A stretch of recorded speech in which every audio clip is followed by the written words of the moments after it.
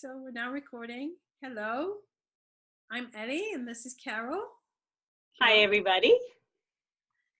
So we've gotten here together today. Carol and I met through a course and we are on separate sides of the globe. And today we're actually here just because we together decided it might be nice to have tips to share with you guys with regards to what we're going to call diamonds in the rough. So people who come into our lives, especially at work, who feel like they're challenging us emotionally and we struggle with them. They actually are giving us nuggets of learning every single time. And it's a different perspective. Sometimes when we work, we feel like, oh, we're going to have a meeting with a difficult person, that whole difficult person thing. Actually, if we see them as nuggets of gold, diamonds in the rough that are going to give us some nuggets of learning that are powerful, that shifts us. And Carol and I are here today to give our examples. And today we might focus on one, and then I will do one next time. And we will summarize and give you tips that hopefully you can use immediately. So that's our aim, right, Carol? Did you want to add anything? Yeah, so I think today we wanted to focus on people in the workplace who are generally of good character, but maybe lack manners a bit, or again, diamond in the rough, and just kind of how to deal with this. And from my end, it's more kind of preparing yourself, and then I think in a second video, Ellie will go into more some of the things you can say and how you can handle things. Right. Great. Okay. So it was funny as Ellie and I were talking, and again, it's so cool with the technology, she's halfway across the world and we really connected, and we all have these similar stories of people in the workplace. So anyway, in one of my previous jobs, I worked with a gentleman who was actually not much of a gentleman. He could actually be quite rude at times. And 9 times out of 10, he wouldn't accept a meeting request when you'd send it to him, unless it came from his director or our vice president. And if he did accept, he would play on his laptop during the entire meeting, never looking up, never making eye contact, even if he was answering your question. And when he did answer a question, he was very adversarial. So for example, I could say, hey, Dan, obviously not his real name, when do you think you'll have that report ready? And he would look down, I have a lot on my plate, so probably not until next week. And then he would just keep typing. So this used to frustrate me and my colleagues to no end. And we all know that we can't control someone else's behavior. So really the best thing to do is look at what you can do to control in the situation, which is basically yourself and how you react to things, and looking at what you can learn in this situation.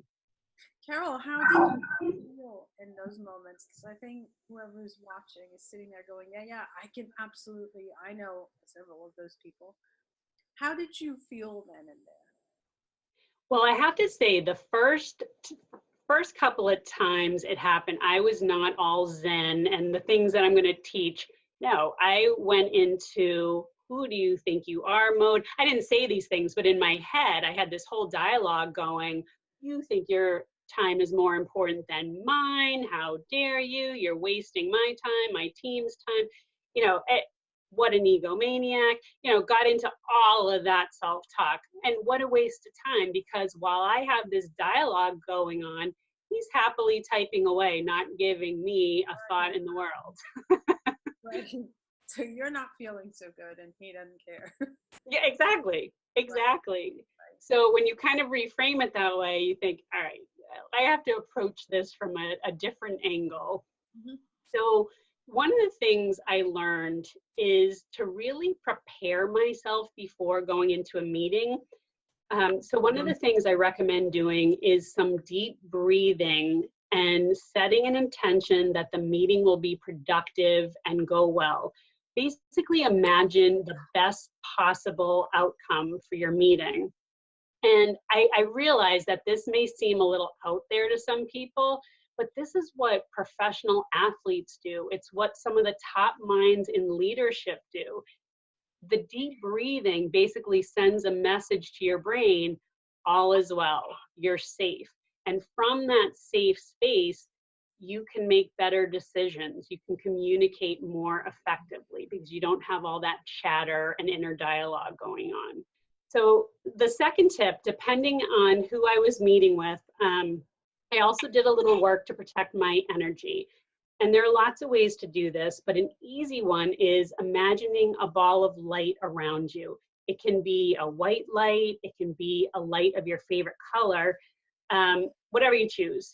Within this ball of light, imagine that no negative energy can penetrate this bubble. And again, this might sound a little woo-woo to some, but consider this.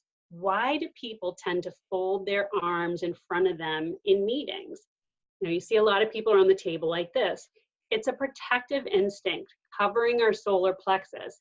And the bubble of light achieves the same thing, but without appearing defensive. So that's one of my favorites.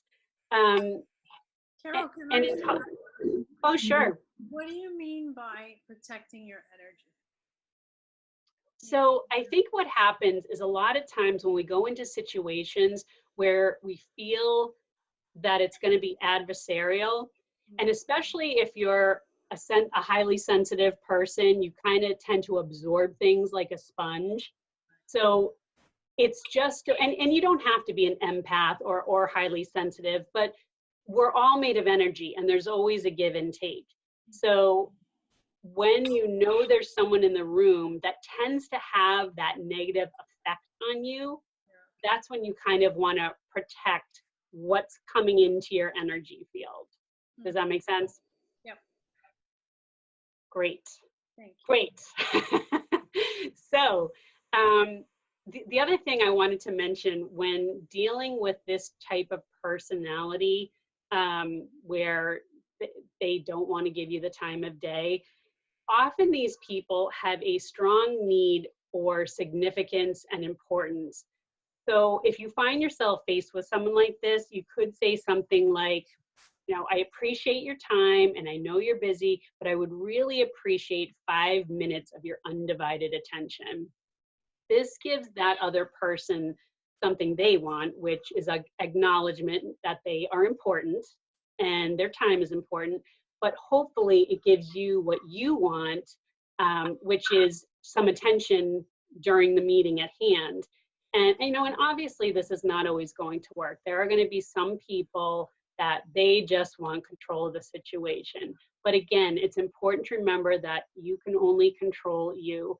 Don't take it personally. Nothing anyone does has anything to do with you, as hard as that is to really believe sometimes. And if nothing else, it teaches you some patience and some life lessons on dealing with difficult personalities. Every interaction, no matter how irritating or challenging, is valuable in some way. So I hope these tips help. I know in our next video, Ellie will be going into some more tips. And Ellie, you might want to talk a little bit about that now. Yeah, I'm going to be talking about my own anecdote of one of the many, because I know a few like the one Carol just went through, and just talk a little bit about how to, building on what Carol said, bringing in some mindful communication that is linked to how you set your intention and how you want to show up, and just acknowledging, yes, through language, how can you acknowledge what's going on for the other person and come to an understanding in a way that's easy for them to hear and not feel criticized. So I will be going into that after going through my fun example. But thank you, Carol. And thank you. I look forward to the next one. And I guess if people have questions, they can just type them underneath the video, right? And yeah, absolutely. We'd love to hear your feedback. This is, if this resonates with people, Ellie and I will love to do more of these on more topics. So thank you very much, and we will see you in the next video. See you soon. Bye, everybody.